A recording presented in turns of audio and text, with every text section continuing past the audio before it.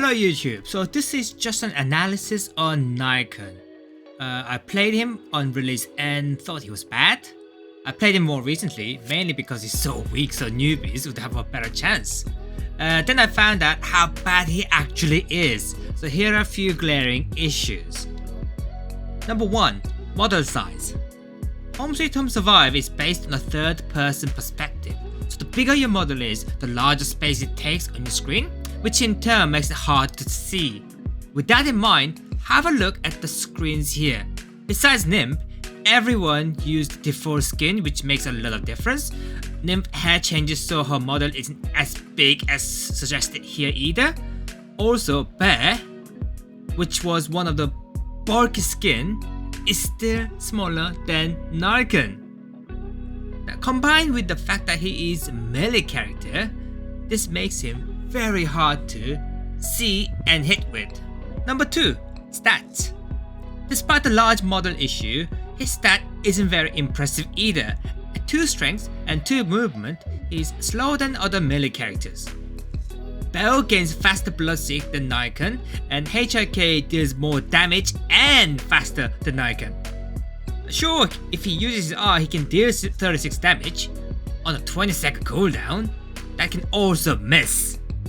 There is another spectre that can do exactly that, but on a more consistent basis, called Prisoner, who also deals 36 damage with melee on AoE basis. His movement is on par with Nymph, who can not only use ranged attacks but also apply slow to her attacks. So as a melee character, he's worse than both Belle and HIK, with R being bad ability with huge cooldown. Number 3. Mobility. The huge model and some bad stats. The huge model and bad stats. What about his abilities? Well, to start off, he has no invisible form at all. Instead, his shift is called the Hunt mode.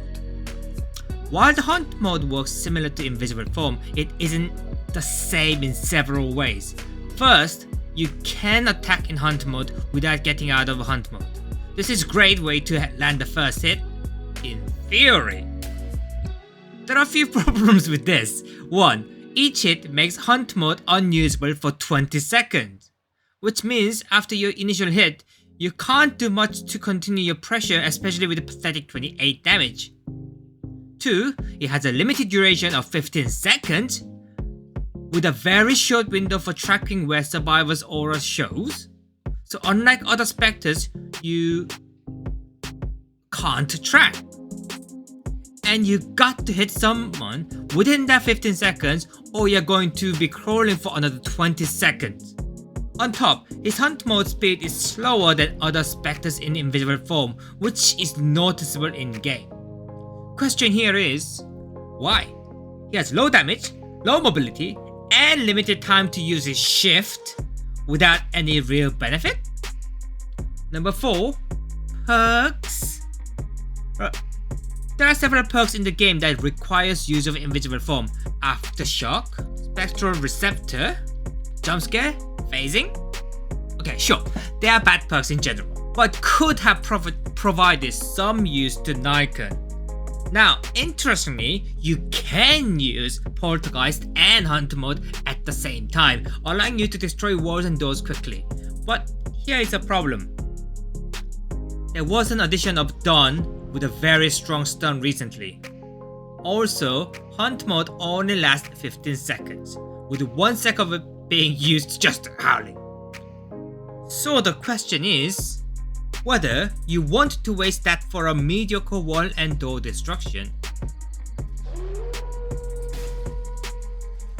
As always, Poltergeist has always been a good chase perk, but it doesn't do anything special with the Hunt mode. Number of doors and walls you can destroy with Hunt mode and without doesn't really change. Number 5. Active ability, Beast Claw. Now, HIK stops item use. Belle can teleport.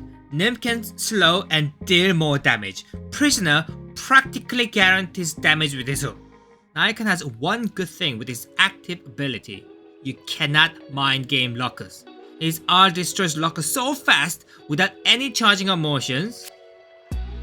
Then again, consider that prisoner can bait this out with just his normal attacks, and HIK does the same with his R. This isn't much to go by. Difference is that Beast Claw is so clunky and short. 8 meters or 10 meters while in hunt mode is not exactly great. It isn't even good to reduce distance since it has 20-second cooldown by default. There's massive cooldown from Mist R as well for all 4 extra 12 damage. Add that you cannot really curve it either makes this ability very situational.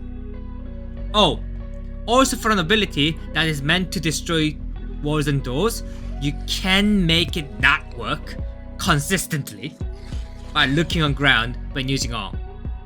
Go figure. So, in conclusion, he has low damage, low chaseability, low mobility, and bad tracking, all wrapped in a massive body. Currently, he is the worst Spectre. Yes, worse than the Prisoner. I honestly don't understand why go through so much effort designing such a nice looking character and do this. Well, that's it from me. As usual, thanks for watching, stay safe and see you next time.